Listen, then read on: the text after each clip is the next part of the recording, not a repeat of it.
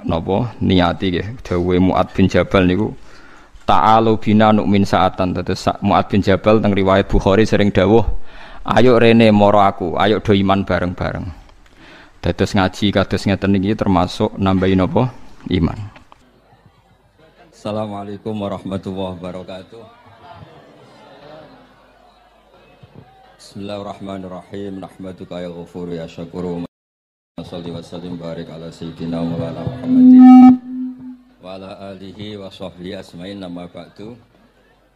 Teng ngersa para keluarga besar Kiai Haji Akil Sirot wabil khusus teng wau niki pernah paman kalian kula dados gadah otoritas meksa.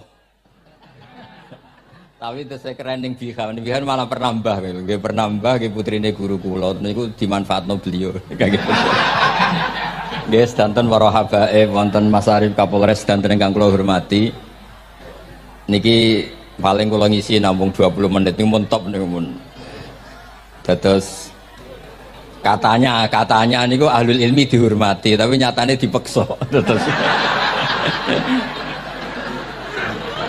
Terus memang banyak paradok dalam ilmu usul fikih. Ilmu usul fikih itu ilmu yang menjadikan orang itu bisa berpikir. Terus kalau tak cerita tentang pertama tentang Ki Akil sing al-ma'ruf bi ahli nahwi. Nahwu riyen di era dulu itu dadekno tiyang dadi wali. Sampai disebut hatta nahat qulubuhum li nahwihi famin azimi sya'nihi lam tahwihi. Tetes orang-orang baik niku ketika usul teng pangeran nyebut Allah la ilaha illallah mboten saged. Sagete namung nyebut dhamir sa'an niku hu. Akhirnya kathah toreko sing ha hu niku gara-gara ahli nahwu niku. Nah disebut fa'uribat makna dhamiris sya'ni. Jadi ngelafatkan la ilaha illallah tidak bisa tapi hu bisa. Mergi ke Jawa itu tukang ngakali, terus hukum itu diakali. Sakjane teke hadis niku mangkana akhiru kalami la ilaha illallah dakhalal jannah. Tapi ada kekhawatiran pas la ilaha mati. Lah la ilaha mati ra radi kaya ateis. Ora ono pangeran maujud mati. Sampeyan kan gak iso janjian mbek Israil.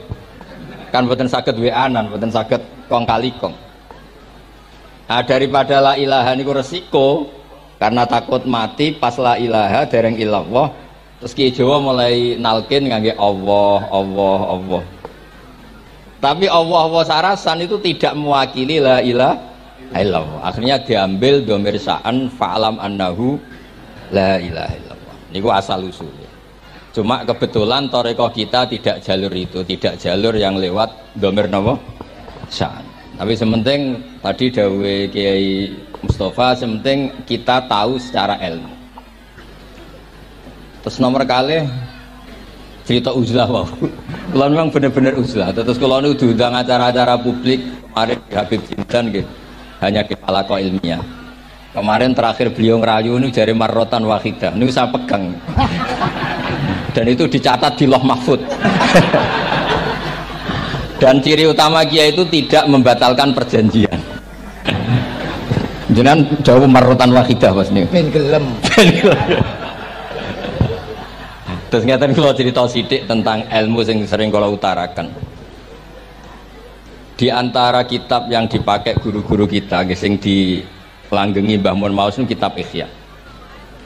Kalau dari sekian cerita Ihya yang paling kalau kenang niku bahwa ternyata Allah itu andaikan boleh dibahasakan niku cara berpikir itu dalam bahasa tafsir disebut tanazul niku wong ben kaya orang kebanyakan. Saya ulang lagi supaya orang itu kayak orang nopo kebanyakan. Ada dua ahli neraka yang dipanggil, yang satu ditakoki, "Cung ning neraka piye rasane?" Syarru makan, mboten enak Gusti. Terus mbek pangeran diken balik, ya wis kono cung mlayu balik nang neraka. Niku tiange lari kencang, sekencang-kencang. Semangate sumeneng ambek kon balik ning neraka. Ditakoki mbek pangeran, "Lho cung kon mara neraka kok seneng?" Kula nu pun kapok Gusti, kula nu nyesal ketika di dunia nak jenengan utus niku lelat-lelet. Niki kula tobat dengan bukti dikan jenengan teng neraka kula mlayu. Dulu pangeran akhirnya haru wong kok semangate mlebu neraka kaya ngono. Mergo diperintah pangeran. Ya terus niki ijazah jenengan akan mlebu neraka jenengan sing semangat nggih. Karena zaman ning donya sering diperintah Allah mboten napa? Semangat. Lah niku kemungkinane dibarno, kemungkinane dipanggil.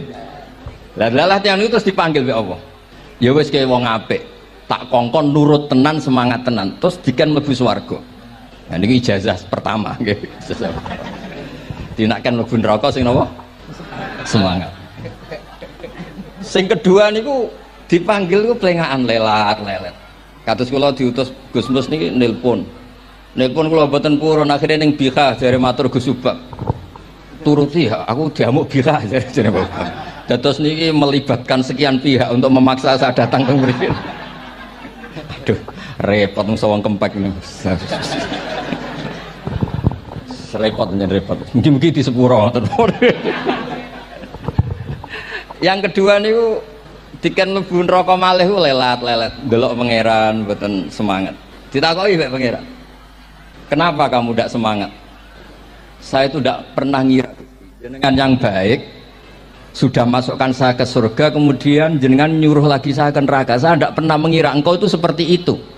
Terus Allah nggih, ana indadzoni abdibi. Ya serapopo, swarga ya swarga. Ini dua ijazah untuk sampean supaya bisa masuk napa? Swarga. Terus kita tidak pernah tahu napa Gustofa ngundang kula nyeneng wong akeh ganjaran, napa meksa wong alim dosa bener ngerti kula carane. Karena dalam ilmu usul fikih, kembali ke usul fikih, kula nu gak ada khazanah kathah tentang debate pangeran kalian nabi ini. Kathah, mboten satu dua contoh di beberapa kitab tafsir. Suatu saat kula sering cerita niki, suatu saat Khalilur Rahman Ibrahim itu kedatangan Israel. Kamu mau apa? Mau matikan jenengan? Kata Nabi Ibrahim, Harro'aital khalil yumitu khalilah. Mosok aku kekasih pangeran dipateni. Mosok orang yang dicintai membunuh yang dicintai. Orang yang mencintai seseorang kemudian membunuh yang dicintai. Tidak ada itu. Akhirnya Israel matur teng pangeran. Cara politiknya ngeten, wau sing cara lagi seneng ngendikan politik. Wani kiai lengser dari beliau. Ono. Nah kula niku ahli tauhid wis pancen kodok kodare ngoten mawon dadi mboten berpikir ruwet-ruwet. Terus Israel kan mboten biasa logika kan malaikat itu SOP kan mboten biasa logika. Akhirnya matur tu pangeran, kata Ibrahim, masa kekasih bunuh yang dikasih, masa yang mencintai bunuh yang dicintai. Tapi Ibrahim baru sadar ngadepi pangeran gitu lebih pinter. Kan ketika Allah fakullahu katakan ke Ibrahim harlo aital khalil yakrohu ayal khalilah mosok jari seneng aku kok ketemu aku rawani jari seneng kok rawani ketemu lah niki sampean aku pengen mati monggo ngake ilmu sing niki wong jari seneng pangeran kok rawani ketemu pangeran jeneng seneng ketemu Ibrahim seneng sakit yo mati saiki ra apa mati saiki. Terus kedua, niki cerita karena ini pondok ilmu, orang harus biasa pakai logika usul fikih. Politik juga gitu. Nak kiai politik rawan kena syubhat. Tapi nak wong soleh oleh politik, kue ridho dipimpin wong fasik-fasik kabeh. Ya, buatan ngerti, sing bener di pokoknya ngoten. Yes, itu memang logika usul napa? Fikih. Logika usul napa? Fikih. Ketika Nabi Adam badai didamel niku materinya saking bumi. Pertama sing diutus Jibril ambekan qabdotan minal ardi, segenggam bumi. Saya mau bikin Adam, materinya dari bumi. Setelah datang ke bumi mau ngambil ista'adzat billah. Maksudnya ista'adzat billah, a'udzu billahi minka, saya berlindung Allah dari kamu. Antasinani. Kalau dengar Gus Tofa dari ahli nahu terus kula niki tak goleki tenan pancen syanahumun mutaaddi binafsi. Mungkin dibuli ku antusinani kok panjang nanti cerita. Saya tidak ingin bagian dari saya diambil, kok aku bolong.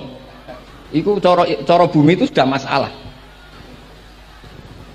Terus akhirnya Jibril kembali, ya Allah dia berlindung kepada engkau maka saya lindungi. Allah membenarkan Jibril, Mikail juga sama. Tapi ketika Israel, ini ke Israel itu masalah memang. Ketika disuruh ngambil bumi, buminya ista'adat billah, tetap diambil. A'udzu billahi minka antasinani. Saya berlindung Allah supaya kamu tidak melukai saya, menciderai saya dengan mengambil bagian dari saya. Kata Israel, wa a'udzu billah alla unafidhu amroh. Saya juga a'udzu billah diperintah Allah kok tidak kasil. Kudu kasil. Lah saya tidak tahu yang benar istilahnya Jibril apa istilahnya Israel. Terus memang sudut pandang. Makanya dulu ketika banyak pondok putri itu kiai-kiai kuno dulu itu menentang. Alasannya nggih, nak bojone jelas khawatir kiainya kecobaan itu jelas. Tapi banyak kiai itu nggih khawatir tenan. Kecoba fitnatin nisa. Tapi ketika logikanya dibalik, apa kamu ridho para perempuan-perempuan muslimat itu tidak dapat pendidikan apa? Agama. Hanya karena orang soleh tidak punya nyali, tidak punya peduli mengajar. Tapi kita saged diwalik.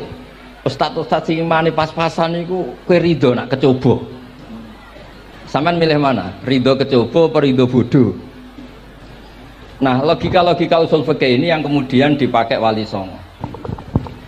Dipakai Wali Songo kemudian membiarkan sekian tradisi yang insya Allah itu salah sebetulnya. Tapi tidak sebanding dengan asmani Allah Subhanahu wa ta'ala. Misalnya begini. Gini iki dirungokno mawon. Sampeyan ra paham kok napa-napa. Sampeyan nak ra paham wis anggap ae tawadhu. Sepantese wong awam yo ora paham. Nak paham dadi kiai. Terus biasa mawon sampeyan nak ra paham aja tersiksa. Umpamane jenengan mboten kiai kok kon paham. Nah sampeyan pinter kados kula mestine ora ngrungokno, semangate hasud. Terus rivalitas mergo. Nah, cara Mbah Mun nak cerita ngoten, dhisik ke zaman bodoh iku angger kiai mbok cucuk. Bareng padha kiai niku koyok saingan. Niku pun sunatullah ndak bisa dihindari niku pun sunatullah.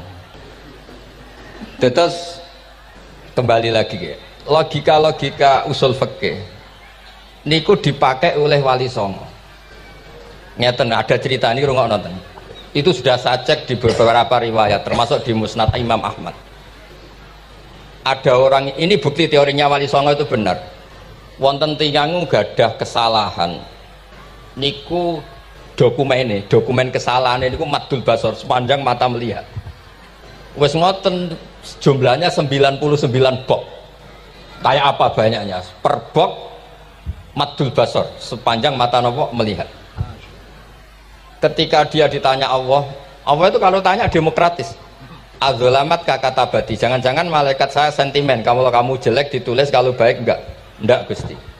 Afalaka ujurun, jangan-jangan kamu saat salah itu punya alasan, enggak Gusti, ya memang salah. Tapi kata Allah, sudah kamu tenang saja, kamu punya ini. Itu hanya satu box, ya kira-kira kayak tempat jam tangan itu. Enggak, kamu punya ini, cukup ini. Terus malaikat tanya, ya Allah, apa artinya, apa ngefek itu kalau ditimbang dengan kejelekan sebanyak itu dengan satu box jam. Orang ini juga bilang, Gusti sudah ada usah ditimbang, nggak ngefek itu pasti kalah.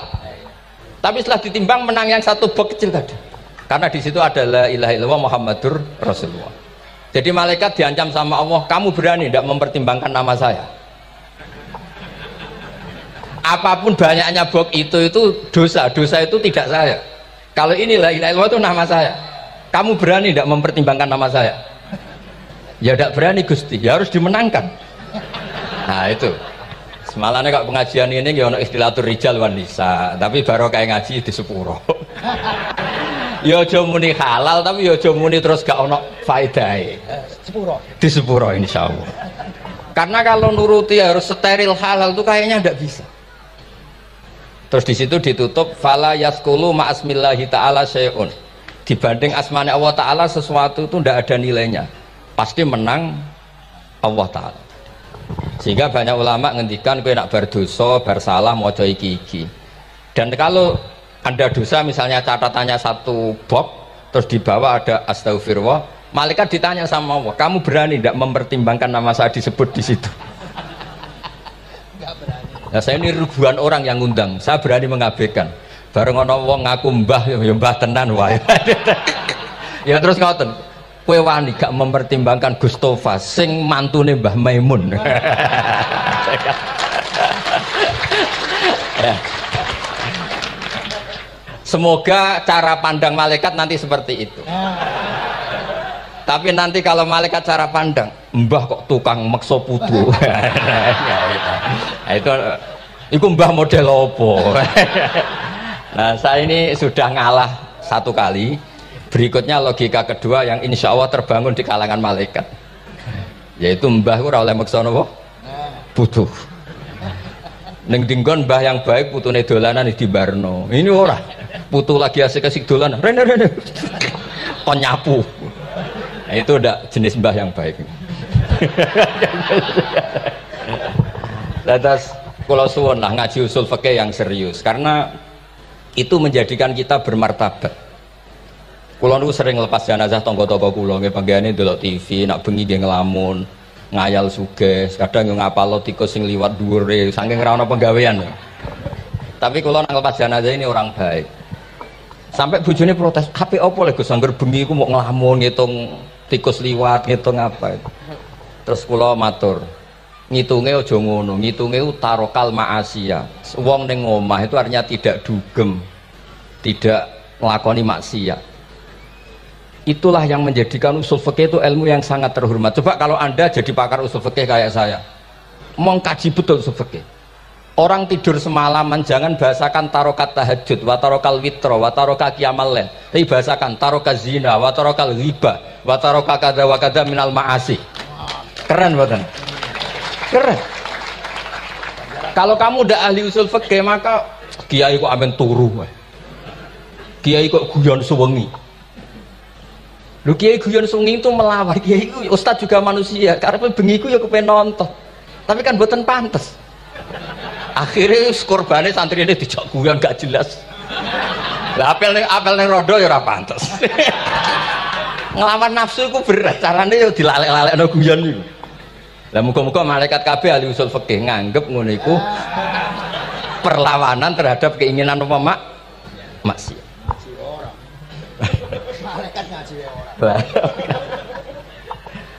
Makanya itu disebut di kitab usul fikih Tanghubul Usul itu izma min mubahin illa wa yatahaqqaqu bihi tarku haramim ma fa'il zamu minas sukun tarkul qatli wa minas sukut tarkul ghibah. Tidak ada sesuatu yang mubah kecuali saat Anda lakukan, saat itu juga Anda meninggalkan keharaman. Maka sebetulnya mubah ini punya nilai yang luar biasa, yaitu tarkul haram atau tarkul ma'asi. Jadi sawangane sampean nang omah kukar kukur, mlebu metu, kukar kukur meneh, mlebu metu, bariku turu angok, ngorok. Nah, semoga malaikat ini al-usuli sehingga ngitung itu hadza tarokal ma'asiya kullaha. Hebat. Ini orang yang ninggal napa? Maksiat. Kayak nak malaikat itu jenis rada ekstrim. Alumni kempek suwengi ra tahajud ora witir ku alumni opo? Mulane kalau niku ngaji usul fikih terus supaya diperdengarkan ke malaikat. Supaya teorinya pakai usul napa? Fikih. Jadi kalau melihat kita melakukan mubah niku dihitung tarkul napa? Ma'as. Nah, ini pentingnya ngaji. Kalau nate ditanya sama seorang dosen, "Gus, masa iya Quran yang katanya mutu semutu-mutunya kemudian ada ayat kulu washrobu, mosok urusan mangan gak usah disuruh orang juga makan, terus kualitasnya kulu washrobu itu di mana?" Terus kalau jawab, terus sorokan yang penting wopo rapat utawa seminar. Ndak ada rapat, ndak ada seminar itu kamu ndak mati, tapi kalau nggak makan itu mati. Penting mana? Ya penting makan. Lah iya, jadi orang itu lupa kalau sesuatu yang seserius itu karena menjaga nyawa, yaitu makan. Terus karena makan tuh hal yang murah dianggap biasa, itu bahaya. Sehingga sebetulnya yang kita bisa jadi wali lewat halal keseharian tidak bisa jadi wali karena tadi. Saya punya hadis, ini mudah sekali untuk Anda jadi wali. Bahkan di atas wali lah. Inna woha ta'ala layardo anil abdi. Pakai inna masih pakai lam taukid. Inna woha layardo anil abdi ayyakulal aklata fayahmadahu alaiha. Au yasroba syarba fayahmadahu alaiha. Allah itu sangat ridho. Ada orang makan satu asupan, kemudian dia muji Allah. Loh, orang tidak punya alpat itu tidak mati, tidak punya tanah ribuan hektar itu tidak mati. Tapi kalau nggak makan sesuap nasi, mati. Penting mana? Penting makan. Tapi gara-gara kamu tamak untuk syukur nunggu punya alpat, untuk syukur nunggu punya tanah banyak. Anda ini bodoh. Mau syukur saja syaratnya kok banyak. Jadi sebetulnya kalau kita mau jadi wali itu cukup setiap makan itu kamu syukur. Fayahmadahu alaiha. Au yasruba syarba fayahmadahu alaiha. Makanya wali-wali dulu kalau didik raja yang sedang berkuasa itu ditanya, kamu raja besar, punya pengaruh besar. Andaikan kamu di padang pasir dan kemudian Anda tidak mendapatkan air sama sekali, apakah kamu menggantikan kerajaan kamu demi beli satu seteguk air? Iya, akan saya beli karena saya kalau tidak minum mati. La tafrah bimulkin la yusawi jar'atamain. Kamu jangan bangga dengan sistem kekuasaan yang tidak senilai dengan seteguk air. Orang nggak jadi raja itu nggak mati, tapi kalau nggak minum mati. Terus akhirnya dosen itu tahu, wah berarti kuluwas robu itu luar biasa Gus, ya, sangat luar biasa. Makan dan minum itu luar biasa. Makanya terus ada kiai mertamu mangan. Kalau tadi baru datang kon mangan, di sini ya ada mangan. Ya saya anggap aja itu proses jadi wali, ngoten wae. Jadi segampang itu jadi wali. Nah kemudian gara-gara torekoh terus jadi wali ku repot kon maca 10.000 wiridan kon opo. Kesuwen nih cara-cara kesuwen. Karena ini partai gak torekoh tadi. Dulu abahnya Mbah Maimun Bazuber itu kalau disuruh wiridan lama-lama itu nggak mau. Sementing diridani pangeran, maca kok akeh-akeh. Nah itu partainya partai ahlul ilmi. Ya partainya partai ahlul apa? Ilmi. Nah kemudian karena saya ini nekuni tafsir ya, itu saya kepengen ya menggerakkan supaya ilmu Quran itu menarik. Caranya apa? Cari sisi ekstrimnya. Kalau bolak-balik, kenapa sih orang nggak janggal? Nggak janggal itu udah iskal. Quran itu kan kalamu Allah. Salah lagi Quran itu kalamu Allah. Masa iya Allah yang Tuhan kemudian ngendikan iya kana butuh iya kanas tai. Kepadamu aku menyembah. Masa Allah ngendikan gitu pada kekasihnya Nabi Muhammad? Padahal Allah itu al-ma'bud bukan abid. Allah yang disembah bukan yang menyembah. Semua ahli tafsir, saya bukan bilang sebagian, semua ahli tafsir pasti ngendikan begini. Wa yuqaddaru qabla qaulihi ta'ala iyyaka na'budu qulu. Sebelum iyyaka na'budu itu ada kata yang disimpan yaitu qulu. Jadi iyyaka na'budu itu betul ngendikannya Allah, cuma sudah dikasihkan Jibril kepada umatnya Rasulullah. Jadi Jibril bilang gini ke Rasulullah Muhammad qul iyyaka na'budu. Kemudian Nabi juga bilang ke umatnya qulu iyyaka na'budu. Jadi ini kalam Allah yang sudah milik kita. Nah berhubung milik kita, kita sah mengatakan iyyaka na'budu. Karena kalau tidak janggal, masa iya Allah berdoa ihdinas siratal mustaqim, tunjukkan kami jalan yang benar. Lah kalau ihdinas siratal mustaqim kalam Allah berarti kan Allah yang berdoa. Nah, sehingga semua tafsir bilang sama. Wa yuqaddaru qabla qauli ihdinas siratal mustaqim qulu. Nah, terus ada mufassir lain bilang jangan mulai iyyaka na'budu ya semuanya, mulai bismillah, qulu bismillahirrahmanirrahim. Masa iya Allah sendiri yang bilang bismillahirrahmanirrahim? Nah, dengan tafsir seperti ini terus kita akhirnya lagi-lagi kembali ke usul fikih, kembali ke balaghah, kembali ke nahwu. Kalau ndak, ya Anda akan menafsiri Quran pakai logika Anda sendiri. Sampai ada mungkirus sunnah. Pokoknya sementing kembali ke Quran. Orang roh Quran itu kayak apa? Saya kemarin ngaji di Sedan di daerah saya bilang, Sayyidina Umar itu Islam sebelum minta hidayat.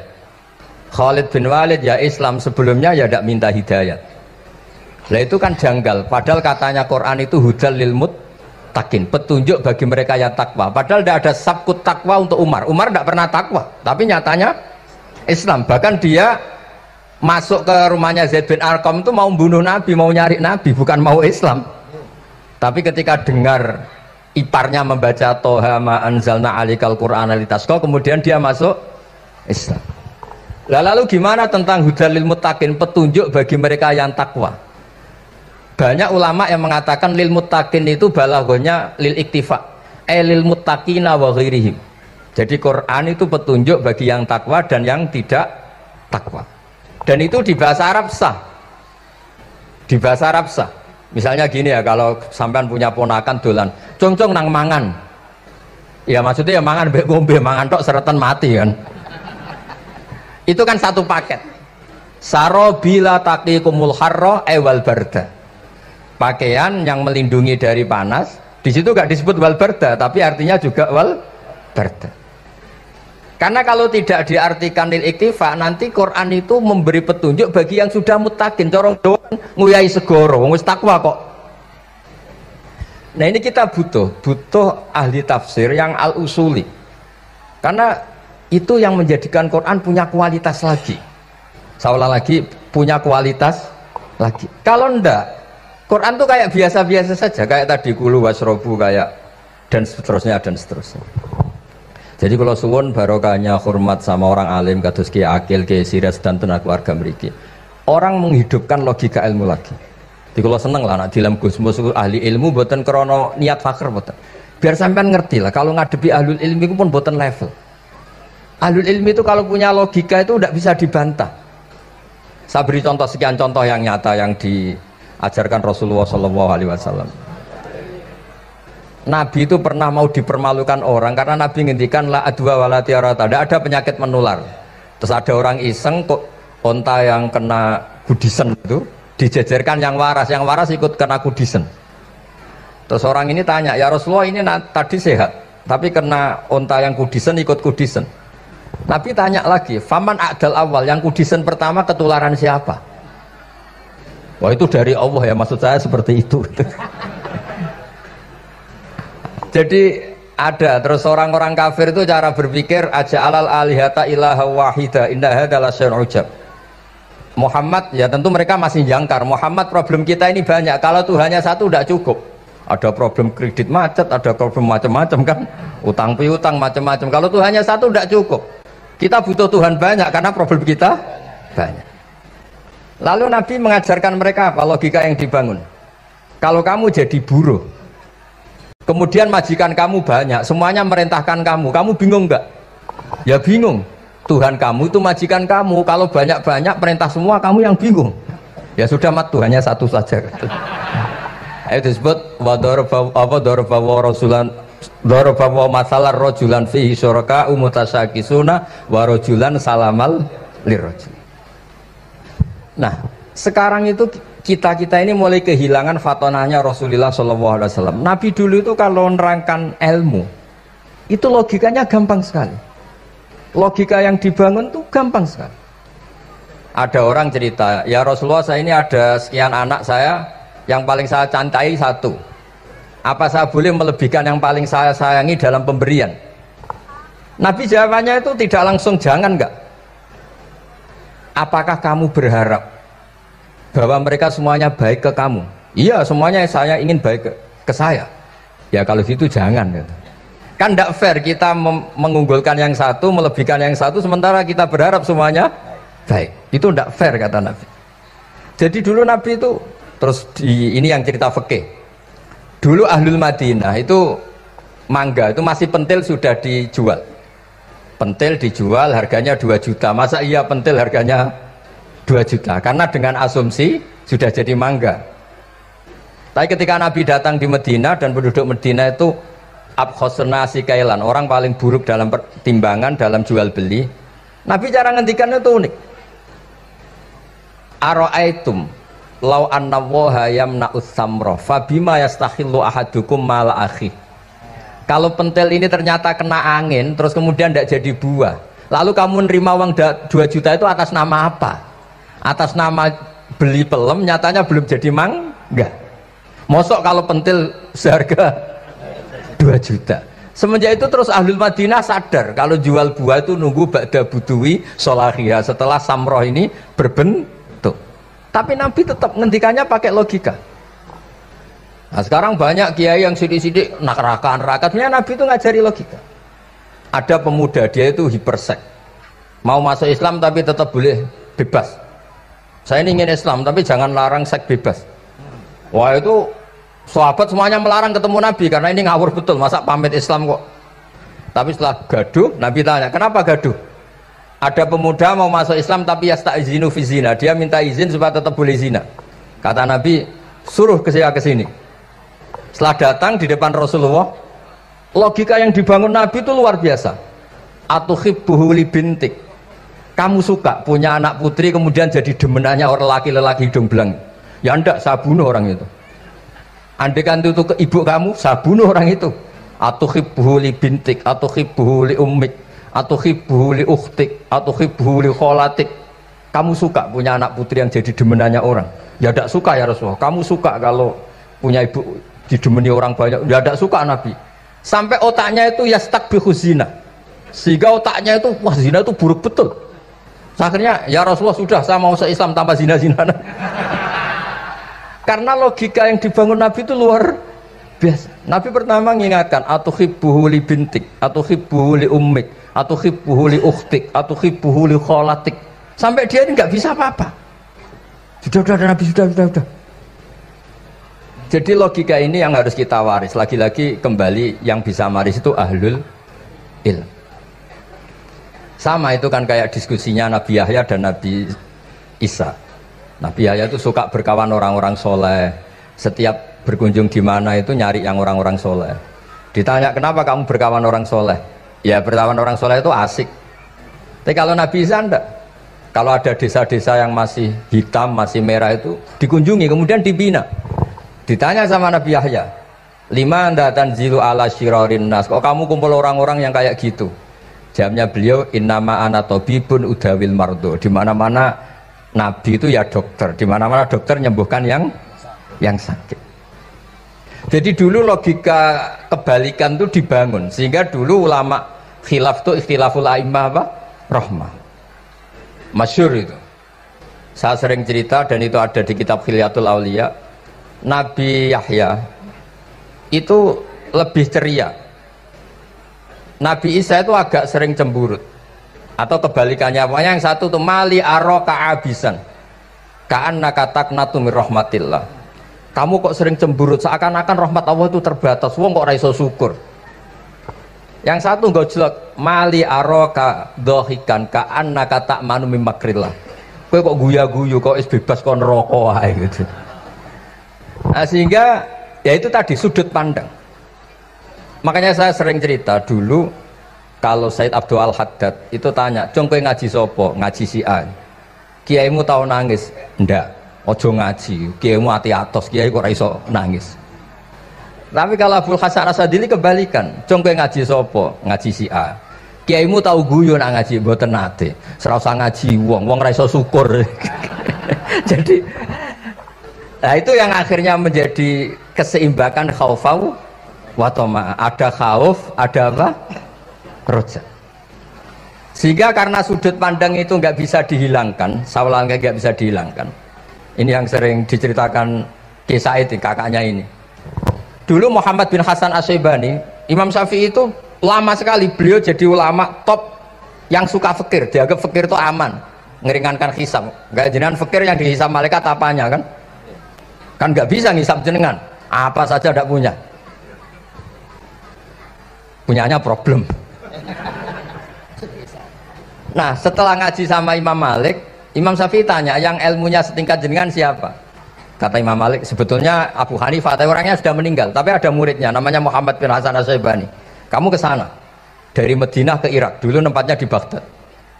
Setelah di Irak, Muhammad bin Hasan Asy-Syaibani itu kalau ngitung uang tuh di meja, emasnya tuh banyak, uangnya banyak, dia hitung di meja, malah kaget. Saya ini gedeng kiai kedunyan, ini ketemu kiai kedunyan. Ya karena Muhammad bin Hasan Asy-Syaibani itu wali, kamu tanya, kamu heran ya ada kiai kaya? Iya. Ya sudah, kekayaan ini kasihkan orang fasik, biar dipakai demenan, dipakai mabuk, dipakai ini. Terus, ya jangan, kalau kena orang fasik bahaya, jenengan saja. Semenjak itu Imam Syafi'i mulai rodok seneng duit. Jadi ada cerita kok diangen-angen, nah terus keterusan umatnya kayak gini-gini tuh.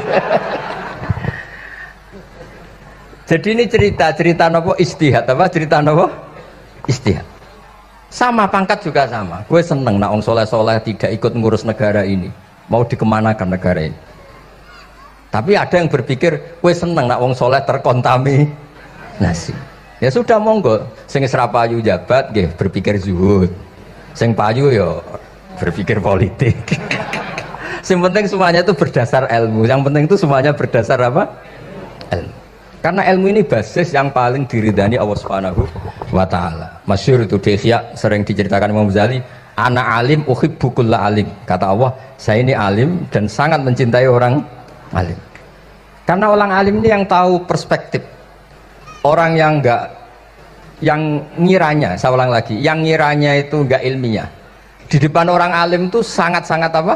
Ilmiah. Yaitu tadi misalnya ada ayat wa min ayatihi manamukum billaili wan nahar. Masa iya tidur yang ngorok semua turunnya secara jelas kok jadi wamin ayatihi?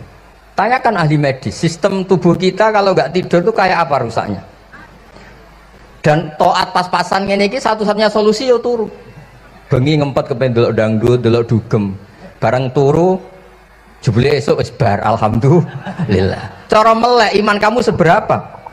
Tarikan-tarikan maksiat posisi kamu terjaga bisa kalah kan?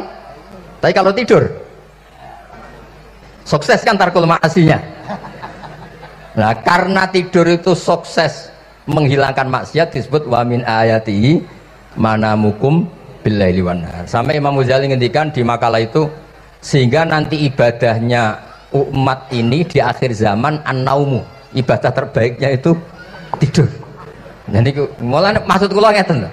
Sampai nanut jalur wong alim dia turu ya ibadah, tengok-tengok ya ibadah, jagongan nggih ibadah, gojol-gojolkan ambek kanca nggih napa? Ibadah. Karena ini semuanya kul bi fadlillah bi rahmati fa bidzalika napa? Falyafrah. Tapi kalau kamu tidak punya basis ilmu, adanya suudzon. Kiai kok jagongan guyon sewengi ku kiai opo? Kiai kok turu sewengi ku kiai. Karena basisnya ada ilmu. Padahal jelas ketika Rasulullah bikin urutan kebaikan, pertama Nabi ngendikan kamu menolong orang. Jika tidak bisa, terakhir Nabi ngendikan takufu syarraka anin nas fa innaha shadaqatun minka ala nafsik. Tadi beliau juga cerita di nasihat Imam, idza lam tuhsin fala tusik. Kalau tidak bisa berbuat baik, setidaknya kamu tidak berbuat jelek sama orang lain. Dan potongan ini paling gampang apa? Tidur kan? Wis sampean nak turu wis ra zina, ra maling, ra ngrasani wong wis ora tusik. Nah, dengan konstruksi usul fikih seperti itu kamu tahu kualitas ayat wa min ayatihi manamukum billaili wan nahar. Ya sama, ternyata makan itu yang menjaga nyawa, ternyata makan itu yang menjadikan syukur. Kalau kamu nggak percaya puasa, sampai nak poso gedang goreng mewah, gedang goreng mewah, air satu teguk itu mewah. Makanya kalau lama dulu ada santri kepengen mangan enak, ya saya ingin mangan enak gini-gini, caranya gimana? Itu rumusnya ada sate, ada mie ayam. Idamuhu alju, kalau kamu ingin enak lauknya itu lapar. Ya kita kalau puasa itu semuanya kan enak. Nah itu lagi-lagi basisnya itu ilmu. Nah sekarang banyak orang yang sudah tidak peduli dengan ilmu, kayak ijazah dilakoni kan. Jadi kayak wiridan la ilaha illallah itu sebetulnya harus dibarengi dengan ilmu. Ini yang terakhir supaya nggak lama-lama. La ilaha illallah itu basisnya ilmu.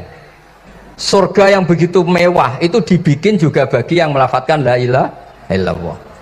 Neraka yang begitu ekstrim, sampai kalau benda dijatuhkan dari atas ke neraka itu sampai bawah nunggu 70 tahun.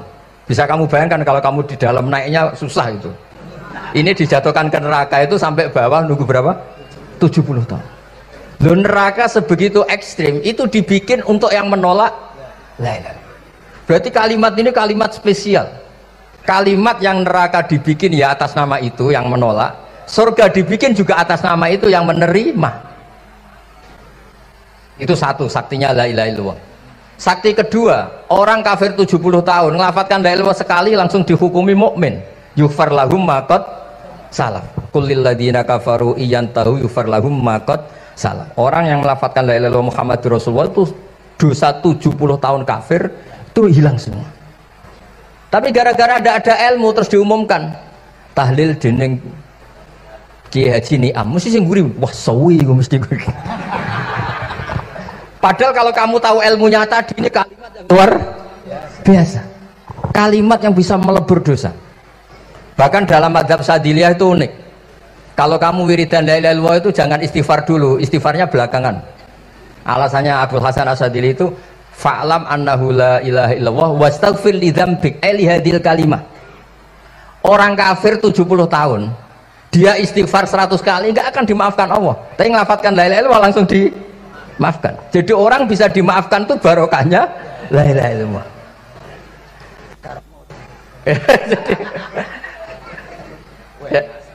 Ya kan?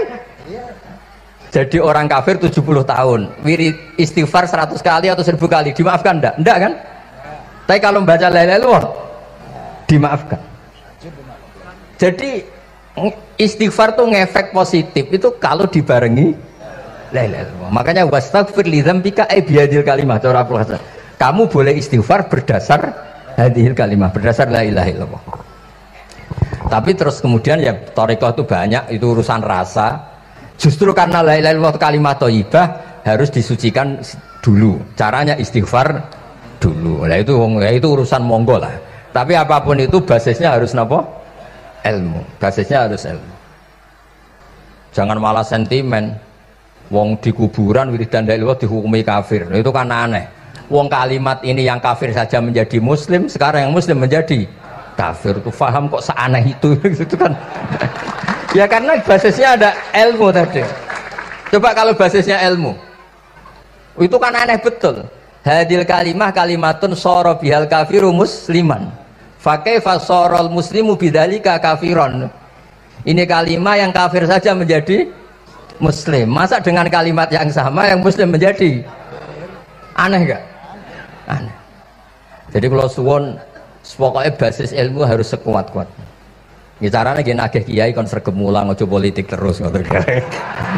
Tapi politik ya bagian dari ilmu, wis ra iso diterangno lho. Nggih ngoten mawon. Assalamualaikum warahmatullahi wabarakatuh.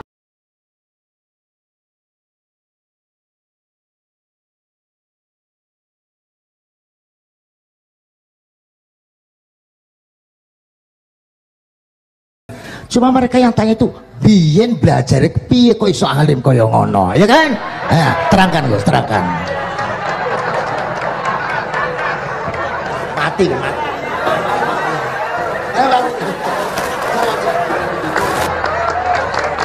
Setuju kan? Setuju? Sila. Asal dakaik.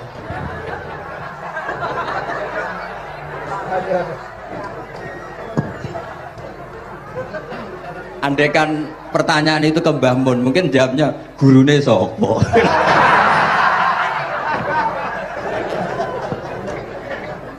Tapi mungkin kalau ke mbah-mbah saya yang juga babanya Nibiha juga Mbak Abdul Aziz, mungkin putuku. Tapi kalau saya ingin cerita tentang saya paling ya, aku sregep. Yang jelas tuh dari kafadlu wa yuti apa? Mayasa. Tapi gini, kalau ini menghormati bahasa saya ini, kalau ijazah begini, dulu Mbak Mun tuh sering cerita juga bahasa penak kepengen ngalim ku sinau sedurunge ngaji ya. Misalnya kamu ngaji takrib atau ngaji wahab sama Mbah Mun, kamu baca dulu sebelum ngaji. Nah, setelah dibaca, misalnya kamu baca rofa kok Mbah Mun baca jer, kamu baca jer Mbah Mun baca rofa, berarti goblok tulen. Karena semua teori Anda kok salah. Ya misalnya Mbah Mun baca wadakaro sapa al-musannifu, kamu baca wadakaro musannif. Berarti kan goblok banget itu. Ya kan ada cerita gitu, ada orang tuh nggak tahu betul Gus maknanya lam tardiman itu apa. Lam tardiman dicari di kamus tuh udah ada, ternyata tuh di head lam tarodaman. Dia baca satu lam tardimannya dicari di kamus sampai hidup mati lagi agak ada. Nah, jadi kamu baca dulu, misalnya di bab khed lam taro ningali sapa mar'ah daman ing geteh. Ternyata ngaji Mbah Mun paginya jadi baca lam taro daman. Jadi kalau kamu malamnya baca lam tardiman loh kok. Jadi itu kata Dewi Mbah Mun mergo sorokan kabeh santriku ora mungkin. Carane ngecek kebenaran Anda yo maca sik. Nanti kalau kemiripannya 50% ya separuh alim. Kalau 70% ya serontok alim. Tapi nanti kalau kemiripannya sampai 100% dan berkali-kali, berarti kan sudah luar biasa. Jadi yang ngaji sama Ki Mustafa, Ki Niam, saya mohon santri-santri itu belajar dulu. Biar bisa ngecek nanti guru saya baca kayak apa. Waduh salah ya. Kenapa lah? Waduh salah. Karena kiai itu kalau salah ya mau ngalah. Ini ceritanya bangun betul. Ada kiai nggak tahu apa kakean mergawe, kakean politik nggak tahu. Wal babi lan walang. Terus ada santri, kalau gak ada makna kok lawang. Ya walang sini lawang tuh. Mau ngalah. Terus watini lan wit alu. Gurune maca alu. Kalau gak ada makna kok elo. Lah ya wit telu kena gua asu. Tapi saya menangi kiai itu kalah sama santri itu. Saroko nyolong sapa wong albedo tangi anduk. Terus gurunya kaget. Cung kok anduk, cung. Bareng didelok endok. Karena kalau pegon kan anduk sama endok itu padha wae. Ini padha. Tapi kiainya akhirnya kalah. Memangnya nyolong anduk boleh? Yo ora cung, yo haram, yo padha wae kalau gitu nyolong. Nyolong endok ya haram, nyolong anduk haram. Lo cerita itu masyhur itu. Kalau cerita yang terkenal di Lirboyo itu kan ada santri dari Jakarta di kelas. Gurunya bilang Ja'a Zaidun, Zaid datang. Waro'a itu Zaidan, saya melihat. Si murid ini itu melihat pintu terus. Lama-lama gurunya itu tersinggung. Kamu diajari pelengahan nggak sopan. Habis Ustadz bohong. Lah kenapa bohong? Katanya Ja'a Zaidun, Ra itu Zaidan. Zaidnya mana?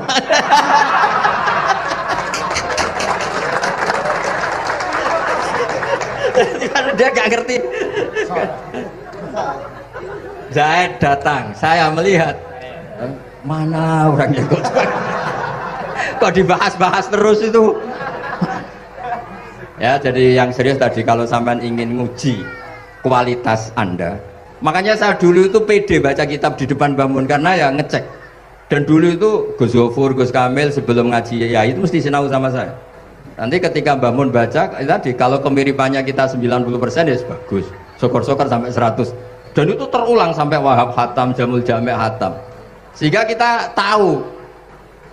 Jadi kalau diskusi kita kok salah ya tahu, kalau benar ya tahu.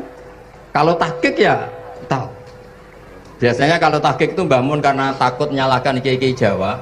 Kalau baca 2 kali, misalnya begini. Yasmalu, kadang diwaca Yasmilu ya apa-apa nggih Jawa wae gitu. Karena kalau kita memaksakan sampai benar seperti di kamus, kayaknya kalau kiai Jawa itu berat sekali. Dumeli bojo bola-balik mesti ora goblok wis apik lah. Karena kalau baca tahqiq itu kan butuh kamus. Yang benar itu Yasmalu misalnya. Tapi kan populer juga orang baca Yasmilu. Saya itu menangi tuh. Kiai Jawa dulu baca Simai itu menangi, Master Simai. Lama-lama setelah banyak alumni Al-Azhar terus berdasar kamus baca Samai semua sekarang. Saya menangi kiai itu baca Dilalah. Lama-lama karena sekarang udah banyak punya kamus, baca Dalalah. Fa'alah. Jadi kiai itu juga kadang-kadang keteror muridnya. Makanya Syekh Zakaria Al-Ansori itu pernah ditanya, kenapa engkau begitu alim alama sampai dilakopi Syekhul Islam? Kata beliau itu lucu jawabannya, karena saya ini orang yang sial. Saya dulu punya guru namanya Ibnu Hajar Al-Asqalani dan punya murid namanya Ibnu Hajar Al-Haytami. Kata beliau, dukik tu bena hajaro ini. Saya ini digebek 2 batu. Kalau mau ngaji takut saya minta ampun karena disuruh baca sama Ibnu Hajar Al-Asqalani. Kalau mau ngajar takutnya saya bukan main karena Ibnu Hajar Al-Haytami itu cerdasnya bukan main. Jadi kalau saya salah itu konangan. Akhirnya dia jadi orang sial tadi. Mau ngaji ya belajar, mau ngajar ya belajar. Makanya meskipun ini pernah sepuh saya tidak berani ngaji beliau. Wah mesti meriang saya kalau ngaji. Jadi yang terkenal alim-alim mohon ngajinya dikurangi ya, karena ini kasihan gurunya. Kasihan gurunya. Nggih, pun cekap. Bon, itu catat ya. Sebelum ngaji Baca dulu. Satu lagi Gus. Sampean ketoke kiai desa kok kuliah? Betul kuliah? Oh nggih. Pun dari belajar dari mana sampai kemana Gus jenengan? Dari Mondok sampai ke Jogja sampai Putih. Monggo.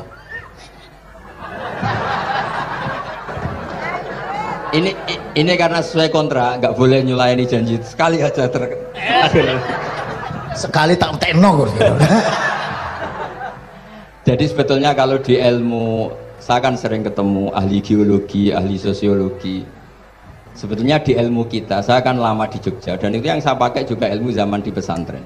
Misalnya sosiologi itu kan ada mukadimahnya Ibnu Khaldun. Itu kan teorinya luar biasa.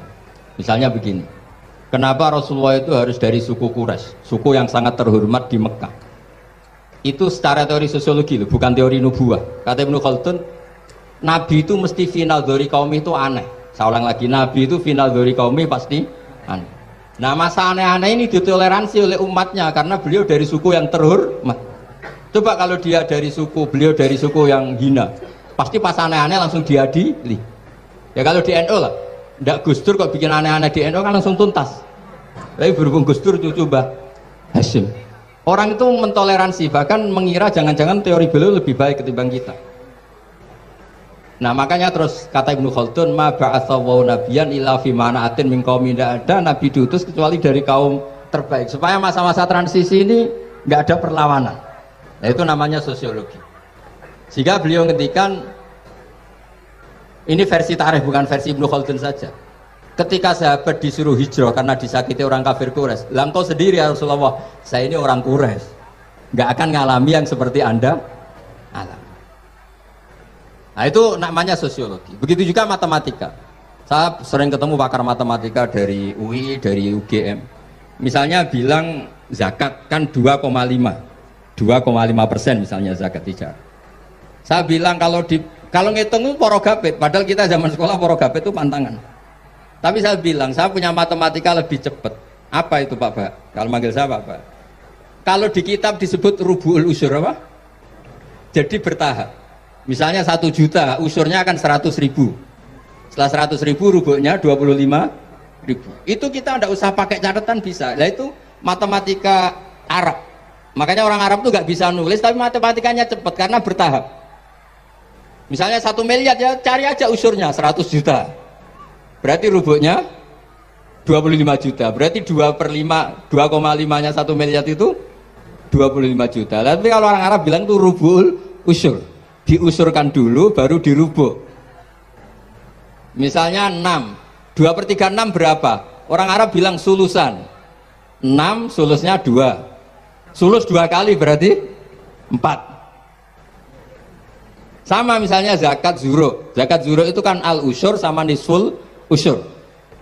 Berarti misalnya kalau tidak disirami ya, tidak biaya, zakatnya itu 10%, berarti per 100 10. Nah sekarang kalau 10 ini kan berarti 1/10. Lah nanti kalau disirami pakai biaya namanya nisul usyur, berarti 5. Jadi orang Arab itu nggak mau langsung bilang 5 karena kalau 100 dibagi 5 itu apa jadi 5 itu mikirnya panjang. Jadi diusurkan dulu terus nanti dibilangkan nisul usyur. Nah, jadi ilmu khazanah kita ini sudah luar biasa. Nah, itu makanya terus orang Arab kalau ngitung matematika itu tidak usah tulisan, tidak usah porogabet karena bertahap tadi.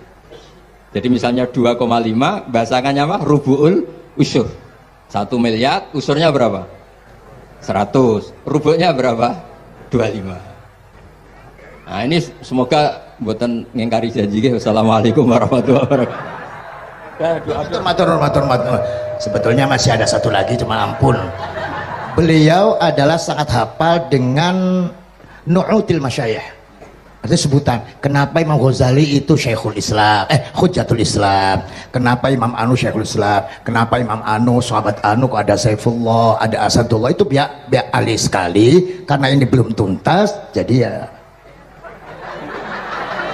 berikutnya insya Allah kita mentongakakan ya Allah moga-moga Gus Bah gelem kono ndonga jajal dongane Gus Bah karo dongan sampean mandindi kira-kira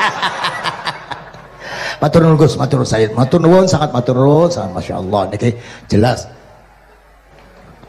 Gus Bah itu enteng, cepet, antu diterimanya ku, kenapa jenenge keterangannya cepat, dan sebagainya cepat. Oh, enggak ada kayak yang jelimat. Tak kira, apalagi saya mendengar dianya saja nggak paham nggak.